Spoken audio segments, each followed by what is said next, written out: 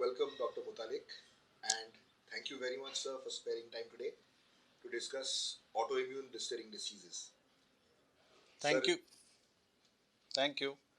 And it's my pleasure and duty to make people aware of these dreadful diseases. right, sir, thank you so much. If you could start with the first fundamental question, sir. What are autoimmune blistering diseases? See, the name itself suggests blistering diseases means one gets water filled bubbles not only on the skin but also inside mouth on the private parts, and which break open and leave behind wounds and makes the life miserable. Autoimmune means it. I can give you an example of a terrorist. A terrorist is produced from our own people, and it gets converted into, he or she gets converted into a terrorist, and they destroy our own country. Similarly, some cells or antibodies which are already there in our blood, they start destroying our tissues, maybe skin, maybe kidney, and those are known as autoimmune diseases. Right, sir. Sir, in this, what is pemphigus? Pemphigus is again a blistering disease. I will give you an example. You have a brick wall. The bricks are like, the cells are like bricks, and the cement or a glue which holds the bricks together to form a wall. Similarly, a skin layer is a wall made up of many cells, and there is a glue or interconnecting threads or cement which gets destroyed due to this autoantibodies, and then the skin disrupts, a blister is formed, and it leaves behind a wound. This is pemphigus. Thank you, sir. Sir, what are the symptoms that should make one suspect pemphigus?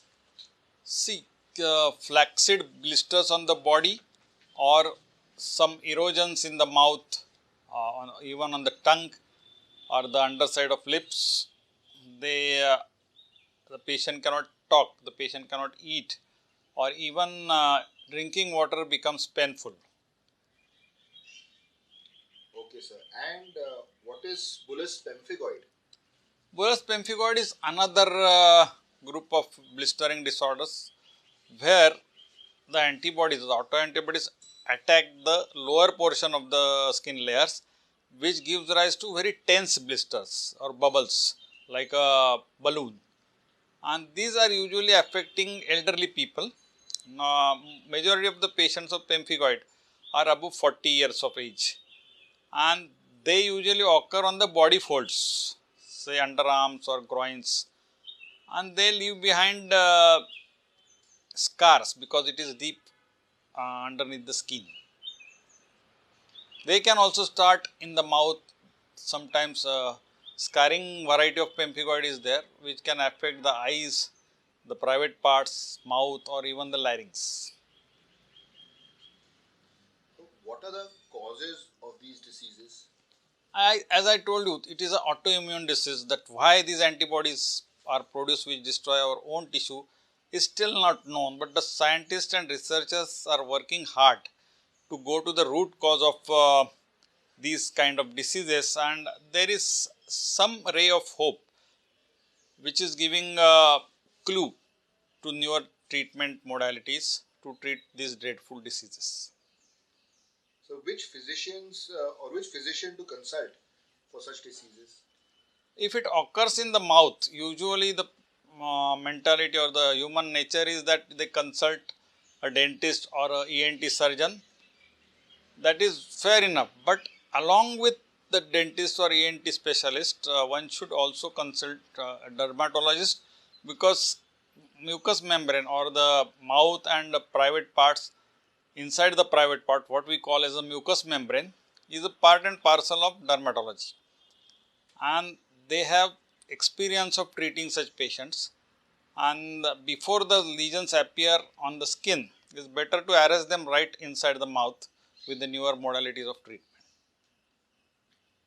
Sir, are autoimmune blistering diseases contagious? Not at all, not at all.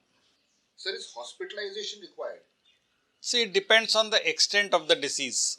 If the blisters are present on the our thighs, or which are more likely to get friction, which can worsen the blisters or the wounds.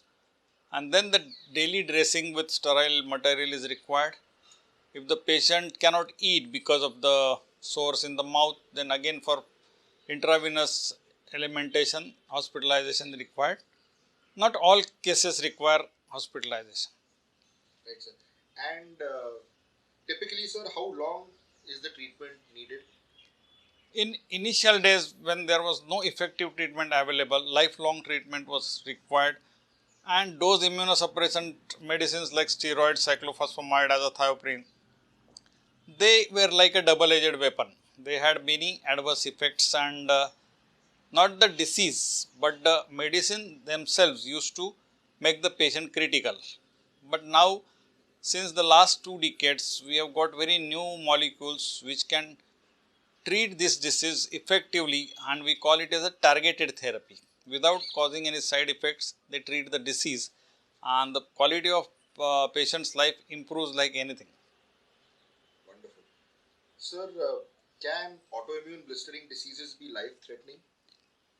Sometimes if the patient has associated diseases like heart disease or asthma or lung disease, or in especially elderly patients above 70 years of age, it is a tightrope walk like any other diseases, why skin diseases or autoimmune blistering diseases. In elderly patients, it becomes life threatening, and you have to be careful, treat the patient sometimes in intensive care unit as well. Sir, are the blisters, wounds, or sores permanently curable? Yes, with the new treatment modalities and depending upon which antibodies are there or which antigens are there, we can very much say that the prognosis is favorable. I am not saying that each and everything is curable, but now we can say yes, we can treat it in a better way. Earlier days we were nowhere, but now we have come to somewhere. Right, sir. Some final words for the foundation. So, first of all, I am grateful to my great guru, late Dr. Mohan Gharpure sir, who introduced me the interest and created interest in this dreaded disease. And another expert, world or global expert, Professor Razak Ahmed from Boston, who is supposed to be the authority in blistering diseases. Both of them told me that Vaishnava Janato Tene Kahiye, Peed Parai Jane Hai. So you must feel the pain of the patients, and that's how I started treating my patients with empathy and personal care. And again, I will remain indebted to them, and I would like to pass on this little bit knowledge to my colleagues as well as to the needy patients. That's why with the help of Mr. Ashok G. Suratwala, we have formed a pemphigus and pemphigoid or autoimmune blistering disease support group, which will help the patient to make aware of the side effects of the medicines, the newer medicines available, as well as to support few of the patients who cannot afford the treatment. Thank you very much. Thank you very much, sir, for your time.